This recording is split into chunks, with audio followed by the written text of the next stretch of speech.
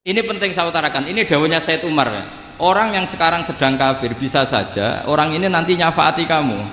Yaitu beliau orang ini Islam, kemudian Islamnya serius, maka punya hak syafaat. Sementara kamu Islamnya biasa-biasa saja.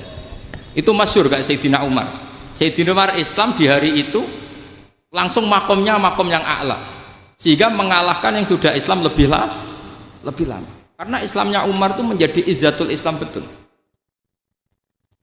Makanya jangan benci orang tegas teman-teman, kadang ya ada baiknya. Abu Bakar itu sudah Islam tapi layinal janib, orangnya santun. Kalau dipisoi orang yang menengahi lah kira-kira seperti itu. Begitu juga Bilal, Ammar, Suhaib. Singkat cerita, Rasulullah itu sering dibully ya, sering disiksa orang-orang kafir. Rasulullah berharap, wah kalau yang Islam gini terus repot. Melihat Umar ini petarung di pasar Uka, dia dapat uang itu kalau tarung, menangan. Kata Rasulullah, kalau ini yang Islam ya bagus. Beliau berdoa, Allahumma aizal Islam bi Umar. Itu kira-kira 2 hari dari doa beliau, Umar masuk Islam.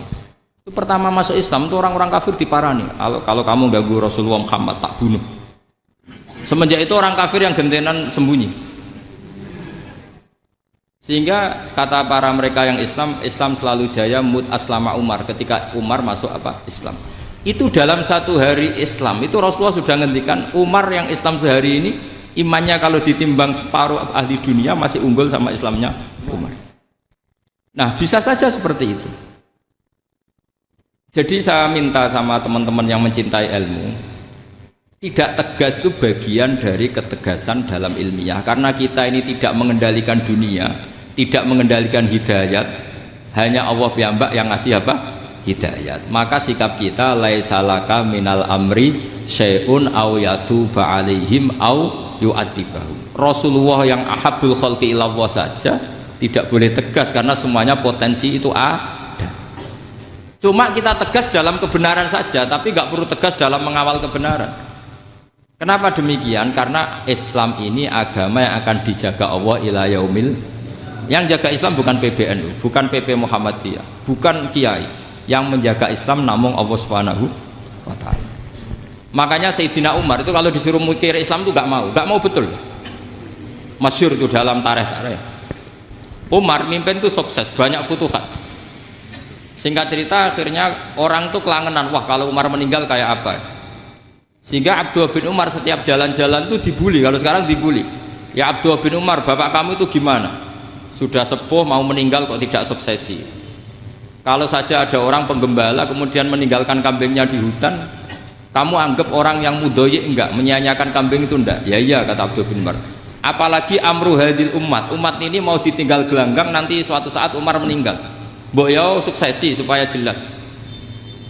Logika itu diaturkan ke Umar radhiyallahu anhu, ke Sayyidina Umar. Pertama Umar agak tertarik dengan logika itu. Lama-lama beliau marah. Tidak jadi. Saya tetap tidak akan istikhlaf, tidak akan suksesi. Dan saya tidak akan mikir Islam katanya. Islam akan diurus oleh Allah Subhanahu. Terus beliau ngendikan, Islam ini jalan ketika ditinggal Abu Bakar. Bahkan ketika ditinggal ahabul khalqi illallah akramul khalqi indallah, yaitu Rasulullah Muhammad sallallahu alaihi wasallam. Coba Islam dulu dipimpin Abdul Qadir ketua wali, dipimpin Wali Songo, dipimpin orang top. Sekarang dipimpin mondok 3 bulan jalan. Karena Islam yang ngatur Allah Subhanahu wa taala. Jadi ini penting. Loh coba ustadz tuh banyak yang nggak bisa ngaji loh. Tapi ya laku ya nggak masalah. Loh saya kemarin di Korea seminggu. Itu TKI jadi khotib, ada yang jadi mufti, ada yang jadi suriah. Itu ada yang di sana jadi suriah, pulang ke kampung angon kambing lagi. Loh itu teman saya kenal. Iya suriah Korea tapi. Artinya gini, bahkan masjid semua yang di Korea itu didirikan oleh TKI dan TKW. Mereka digerakkan Allah untuk mikir agama, karena agama ini milik Allah.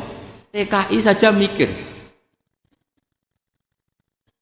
Makanya ini penting, yo dakwah tapi tauhidnya sing kenceng, jangan dakwah kenceng tauhidnya kendor. Itu bahaya betul. Saya ulang lagi ya, ini dawuh Habib Umar. Jadi kata beliau, fala budda an wattina qulubana. Kita harus yakin seyakin-yakinnya bahwa semua kemungkinan itu mungkin.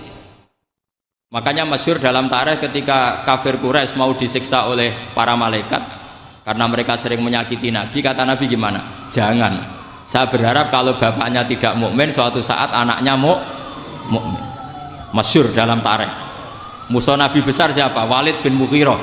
Punya anak Khalid bin Walid. Abu Lahab punya anak Darrah, itu mukminah yang baik. Abu Jahal punya anak Ikrimah, itu mukmin yang baik. Di Indonesia lebih hebat lagi. Bapaknya raiso maca Quran, anaknya hafid. Bapaknya utun ratamat SD, anaknya jadi dekan.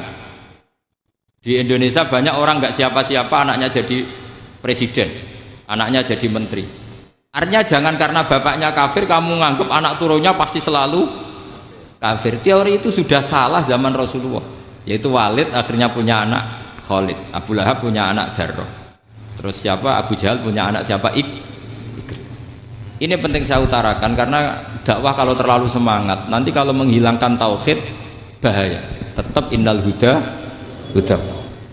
Uni Soviet kayak apa? Mengkooptasi negara-negara sekelilingnya sampai jadi Zuni. Tapi apa yang terjadi? Uni Soviet yang runtuh, persemakmurannya semua rata-rata jadi negara apa? Islam, kayak Uzbek, kayak Ceknya, kayak apa-apa. Karena agama ini diurus Allah. Sehingga kalau dalam, tapi kamu ngitmai agama nggak apa-apa. Makanya istilahnya Habib Umar, khodamah itu pelayan, nggak apa-apa. Kita ngitmai agama itu nggak apa-apa. Dengan ngitmai terus mikir nggak apa-apa. Tapi jangan mikir yang merasa kalau kita mati, wah nanti agama ini kukut karena saya mati. Kamu itu siapa? Agama Islam ini tidak pernah dipasrahkan kamu. Diurus oleh Allah Subhanahu Wa Taala sendiri. Sehingga ketika Wali Songo meninggal, agama ini tambah kuat sampai sekarang. Kecil saya itu kalau pengajian susahnya bukan main, harus izin sana sini. Sekarang setiap pengajian polseknya datang, polresnya datang, nggak ada intel, nggak ada apa. Padahal kiai dulu sama kiai sekarang itu kira-kira alim mana? Alim kiai dulu. Mbah Hasyim Asy'ari itu ngarang kitab sampai dibaca di Yaman. Saya sering baca juga kitab beliau, Risalatu Ahli Sunnah wal Jamaah. Kiai sekarang mau terjemah aja kadang salah memahami. Tapi ya Islam tetap jalan karena Islam ini dikawal, dijaga oleh Allah Subhanahu wa Ta'ala. Maka kalau dalam cerita tarikh sirahnya Ibnu Ishaq itu, tauhid itu penting. Beliau cerita begini, Sayyid Abdullah itu namanya Abdullah bin Abdul Muthalib. Kita tahu kenangannya Rasulullah terbanyak itu bukan dengan Sayyid Abdullah tapi dengan Sayyid Abdul Muthalib, dengan mbahnya. Karena Nabi itu mulai kecil dirawat oleh siapa? Mbahnya. Yaitu yang disebut Nabi ketika 2 bulan kan abahnya sudah meninggal. Ya saya baca ya, pakai bahasa Arab biar jadi bid'ah. Nanti kalau bahasa Indonesia ada bid'ah. Tidak betul. Diba atau berjanji sebenarnya itu kitab sejarah, berhubung dibaca bahasa Arab terus kayak mantra. Terus yang belakang mau nyenggai soleh aleh sehingga kubu sebelah bilang tuh khurafat dan bid'ah. Coba diterjemah ini, coba nanti saya baca bahasa Arab. Walamma tamma min hamli syahroni ala masyhuril aqwalil marwiyatu fiya bil madinati abuhu Abdullah wa kana qad istaza bi aqwalihi bani adi minat taifatin najariyah wa makatha syahron saqiman yu'anu nasukmahu wasyaqwa. Terus di pojok sana bilang sholli alaihi pasti kubu sebelah yang liwat, wah itu khurafat bid'ah karena dianggap mantra. Padahal artinya coba sampean baca bahasa Indonesia.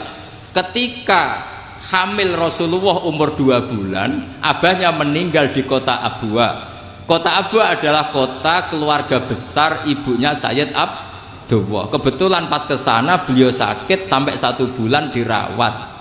Bid'ahnya di mana kalau diterjemah? Wong itu kitab tarikh. Makanya saya nggak tahu yang membidah-bidahkan tiba itu karena tadi. Tapi sampean juga ikut salah karena nyenggai sholawatan tok itu.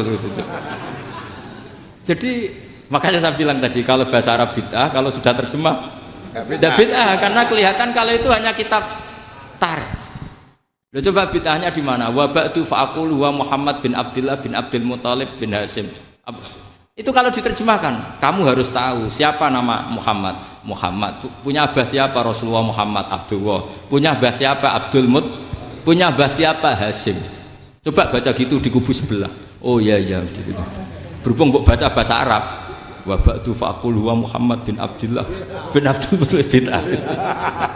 Jadi itu hanya salah baca saja itu. Maksudnya salah yang hukumi, bukan salah yang baca, salah yang apa? Hukumi.